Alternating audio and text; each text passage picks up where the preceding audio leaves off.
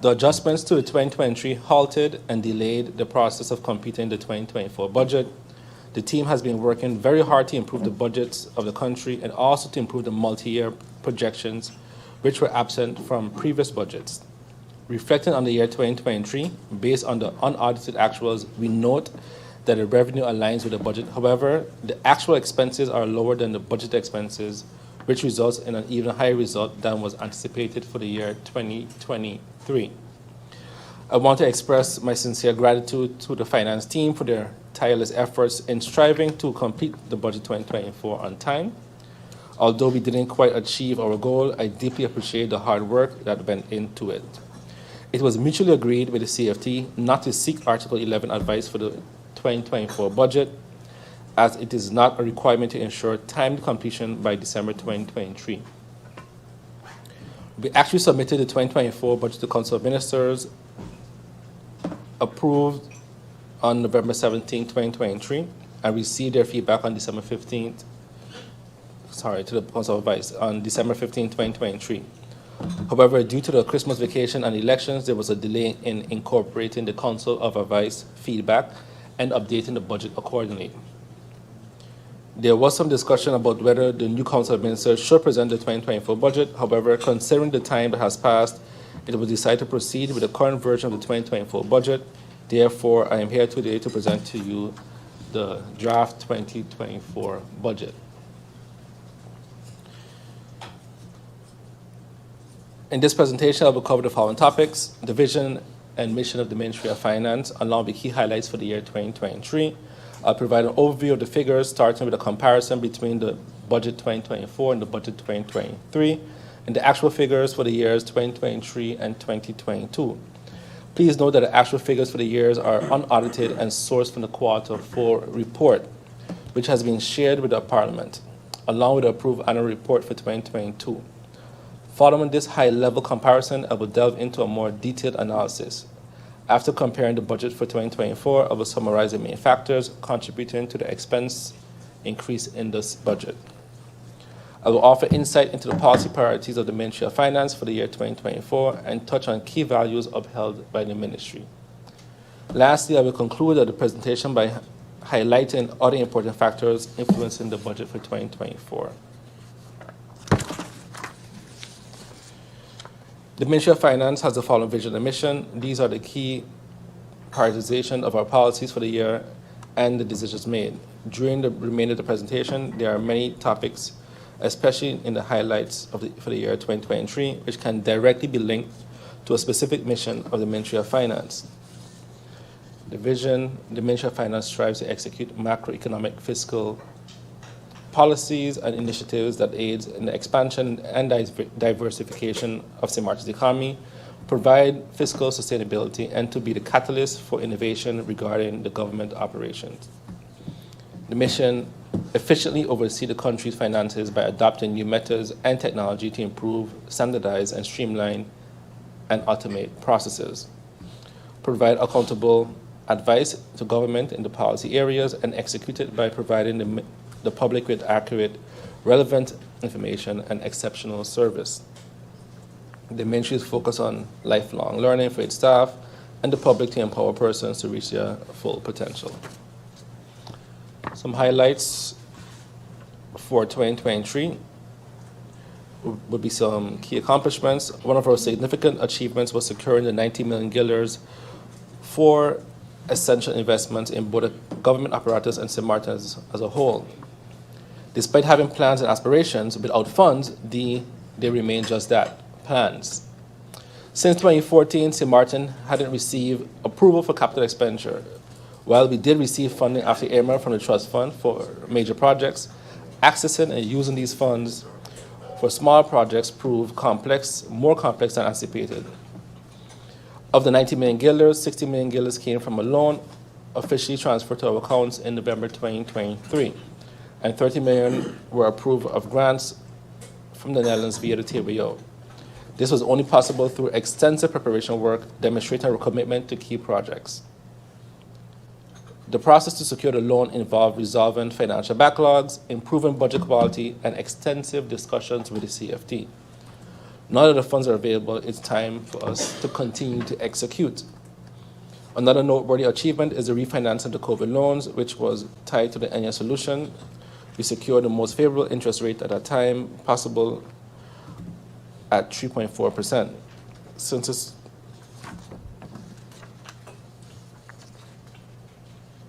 Another highlight was our initiative of a pilot project of a 32-hour work week. This move aimed to promote a better work-life balance for employees, aligning with our mission to prioritize lifelong learning for our staff and empower individuals to reach their full potential. I cannot stress the importance of updating our government apparatus with a new tax and financial system. In 2023, significant progress was made on both fronts. We initiated the tender process for the tax system and selected a preferred supplier based on the results. We aim to finalize the contract negotiations with the winning supplier to begin the process of replacing the old tax system with the new one. Regarding the financial system, we've made even greater strides. The current plan focuses on Phase 1 and Phase 2. Phase 1 commenced in January 2024 and is expected to last approximately 12 months. The primary objective is to document and validate the main financial processes, establish a robust control framework, and implement Microsoft D365 finance operations by the 1st of January 2025 at the latest. Phase 2 will begin in January 2025 and will also last about similar 12 months, concluding on December 31st, 2025.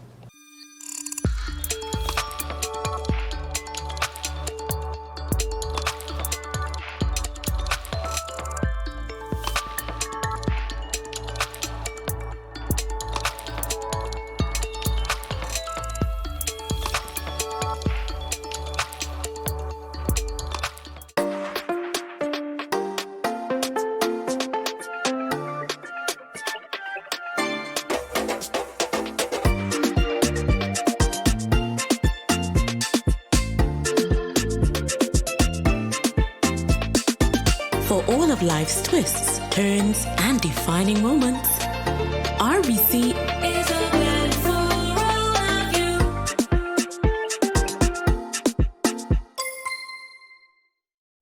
SXM, your social and health insurance. SXM, your social and health insurances. Are you SXV insured? Do you have a valid medical insurance status? SXV is cardless. Request your My SXV account today and enter the virtual office of SXV. Go to sxv.sx and sign up now. SXV, yeah, your social and health insurances. I will delve into the following areas. 2023 in retrospect per department, focal points for 2024, and our priorities where some legislations for 2024 are concerned. Beginning with my cabinet, two significant highlights for the ministry's cabinet included the second annual conference on counterfeiting and intellectual property protection. This conference is dedicated to combating counterfeiting, ensuring consumers' safety, and safeguarding the profits and reputations of brands. It underscores the pressing requirements for robust anti-counterfeiting strategies and policy measures, emphasizing the importance of raising awareness and steering St. Martin away from illicit trade. The conference provides a forum to enlighten stakeholders and advocates for the purchase of authentic products, thereby ensuring the protection of brands and communities alike. The conference attracted participants from prominent luxury brands like scholars, law enforcement authorities, the industry influencers from across the globe. Distinguished names in attendance encompassed renowned brands such as Louis Vuitton, Chanel, Nike, Puma, and Moet and Hennessy. These collaborative endeavors in partnership with DeSosa are in line with Sustainable Development Objectives, Prime Minister, prioritizing public welfare, fostering industry advancement, and upholding justice. Secondly, the Memorandum of Understanding, or the MOU, signed between the Ministries of Justice, St. Martin and Curacao, in collaboration with Law Enforcement and Security Training Institute, or the ORV. It is aimed at reinstating the well-organized learning and training framework for justice personnel. The initiative seeks to address the absence of such an institution in St. Martin and its detrimental effects on staff's certification, highlighting the crucial need for governmental recognition in this regard. The Memorandum of Understanding, or MOU, cements a joint endeavor to furnish timely and well-structured education and training. It is a crucial component that encompasses a 3-year duration with potential extension, structural partnership for evaluation and curriculum design, as well as directives for the establishment of the Law Enforcement Institute of St. Martin, or the LAIS, and an interim program for prompt educational provisions. Responsibilities involve securing essential approvals, furnishing documentation, and prioritizing tasks for program implementation. I implore the incoming administration to endorse the ongoing endeavors with the ORV in Curacao to attain this objective. Shifting focus a little bit to the highlights as it relates to the Department of Staff Bureau for 2023. The recruitment process for the Secretary General, or SG, through the services of SOAB began in 2023 and was successfully concluded in 2024, resulting in the identification and placement of the ministry's first ever official SG. This milestone addressed a long-standing void that had been highlighted by supervisory bodies such as the Law Enforcement Council and the Progress Committee, and others, who had consistently emphasized the urgency of filling the critical position for the Minister of Justice. Or for the Ministry of Justice, sorry. Judicial Affairs Department was able to achieve the following: the ankle bracelet monitoring policy, and the successful recruitment of 2 legal policy officers and 1 support officer. The Police Force of St. Martin for 2023 highlights the expansion of the CCTV, securing ICT systems, organizing an analysis congress and various trainings, training sessions for BPZ, and the detective department, including those for community police officers. The Point Blanche Prison and House of Detention highlights the following for 2023. Designing and procurement of the new prison project with UNOPS. As we are aware, the ministry is in the process of building a new prison together with the assistance of the Netherlands and UNOPS. Moving on, Madam Chair Lady, through you, I'd like to give highlights with regards to the Immigration and Border Protection Services. They'd like to highlight the initiation of the recruitment process for the Director of IBP, and this has successfully been concluded after experiencing instability for many years with active heads. However, we do appreciate those who held this position and did their best.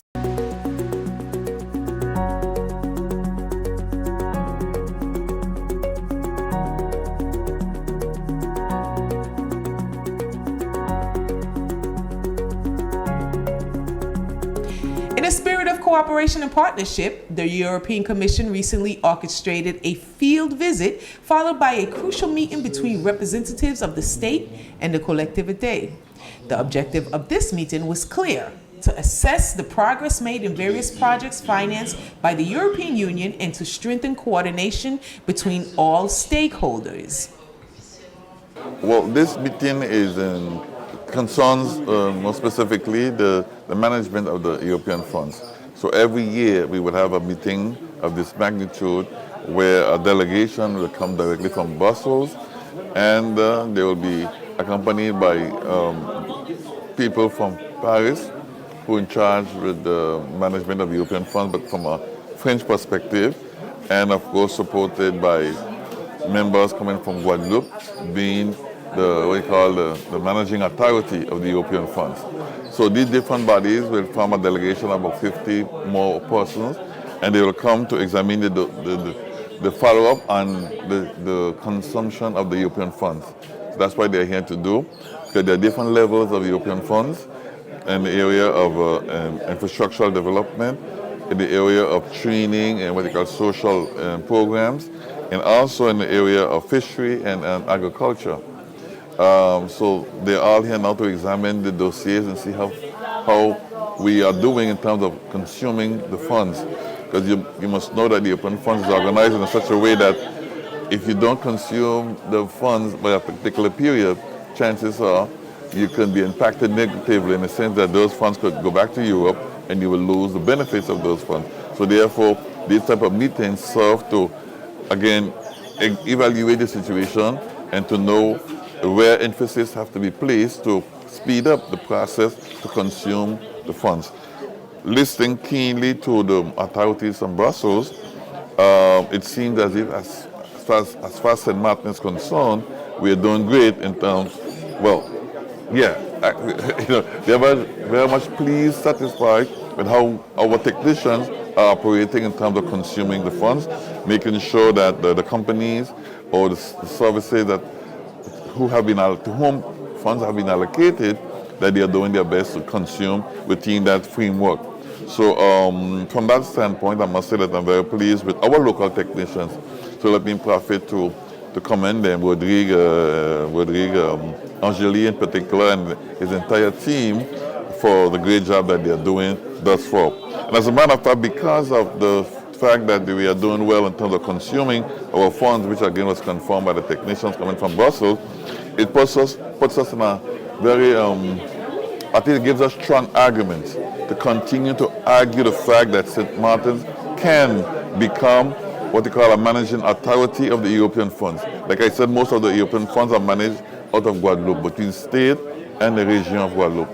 But now that the government of France adhered to our idea to create a prefecture totally separate from that of Guadeloupe, automatically the funds will now come back to us between St. Martin, local government, and the state services prefecture to manage the entire envelope of the European fund. So this is a very interesting development, and like I said, I feel comfortable in pushing that demand a little further based on the results of this morning, where it is clearly confirmed that we are doing a great job in managing the funds that was allocated to us. So the steering committee this morning with the European Committee, European Commission, French State and the collectivity of Saint-Martin was planned to make a point about the last programmation of European funds in Saint-Martin and to also have a focus on the next programmation for the next years in Saint-Martin. So it was very important to exchange and to share experiences about projects in the field of economics, support of factories, agriculture, and also fisheries. So that was the aim of this meeting. Yes, we have a good level of spendings on European funds. The beginning of the programmation was quite hard because you have, of course, Irma hurricane and after the problem with PPN and COVID. But now we have a good progression of spendings of the funds consumption, and we have to. I have to give a special thanks to civil servants from collectivity of Saint-Martin and also state for their commitment and in improving the level of consumption of spendings.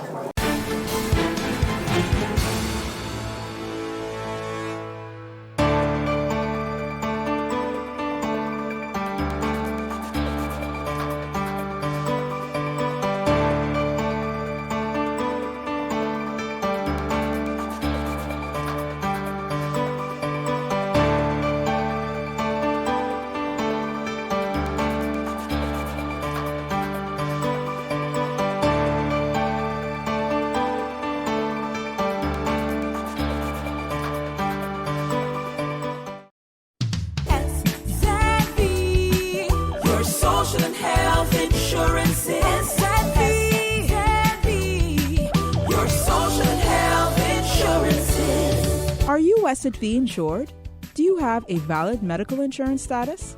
SXV is cardless. Request your My SXV account today and enter the virtual office of SXV.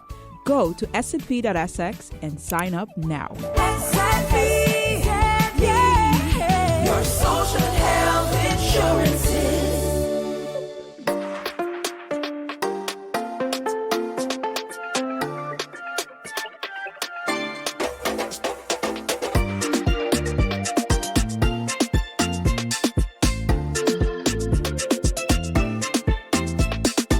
For all of life's twists, turns, and defining moments, RBC is a blend for all of you.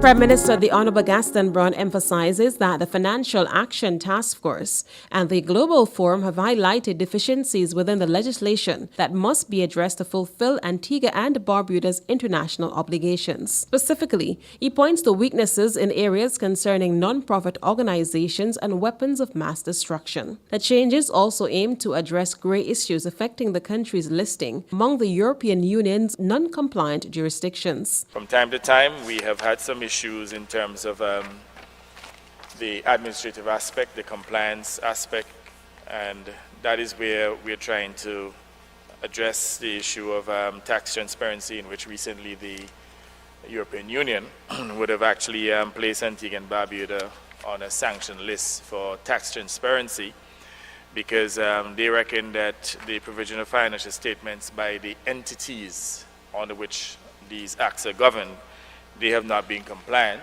He says as a part of the changes, they will be embarking on a public awareness drive to ensure all stakeholders understand the importance of being compliant. Leader of the opposition, the Honourable Jamal Pringle, supported the bill, but raised concerns about the timeline it takes for reports that are to be read in Parliament to be properly circulated. He also adds that while the government is working to meet international standards, there are a number of issues that must be addressed locally. This is another requirement. However, Mr. Speaker, it takes minimum 2 to 3 weeks to open a bank account in Antigua and Barbuda. And when you look at it, this, and this is something that we have to look at seriously. Member of Parliament for Barbuda, the Honourable Trevor Walker, also spoke in support of the bill, indicating that it has far-reaching implications. If it is that we are going to be compliant and we're going to keep up with these pieces of legislation and get them harmonized accordingly, we ought to have a process that, as the leader says, we don't just come to the Parliament at the last minute. Independent Member of Parliament for St. Peter, the Honourable Asset Michael, argues that there is a double standard, as smaller islands like Antigua and Barbuda are being asked to comply, while larger countries fail to do the same. And you look at the offshore isles, it's called the Channel Isles, of Guernsey, of the Isle of Man. All of those offshore isles that are still owned by the United Kingdom, they don't have the same regulations. St. Mary's North MP, the Honourable Sir Malwyn Joseph, also underscores the importance of making the amendments. We're in the merchant shipping business, and by being non-compliant, our flag, the ships that fly our flag, will now be targeted. The bill was passed after several amendments were made during the committee stage. Theresa Goodwin, ABS News.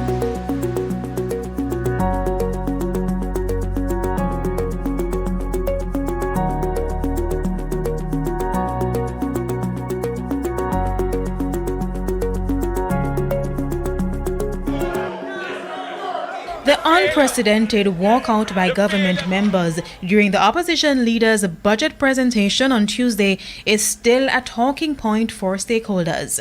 This is what development economist Dr. Chris Stokes made of the situation. We're in extra time now. I think how it turns out depends on the resolution of outstanding questions now.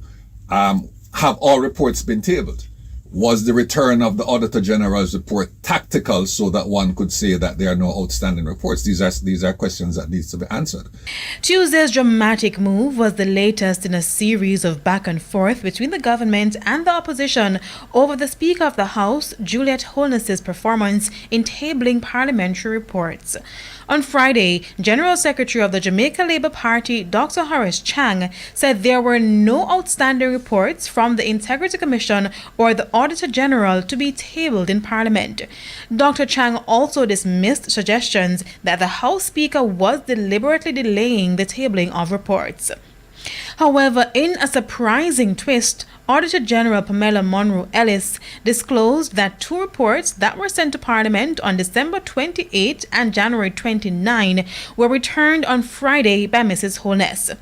The Auditor General also indicated that the documents will be sent back to Parliament on Monday. The fact that the Attorney General has not given a reason as to, why she took the position that she took, all of this could still go sideways for the current administration. In regards to whether the opposition leader Mark Golding was wrong for raising concerns about the Speaker of the House being the wife of the Prime Minister and questioning her performance, it seems far more credible that now that she is in, that her decisions and her manner of conducting herself suggests a degree of impartiality, of rather partiality that goes beyond the normal partiality of speakers, and that seems to me to be the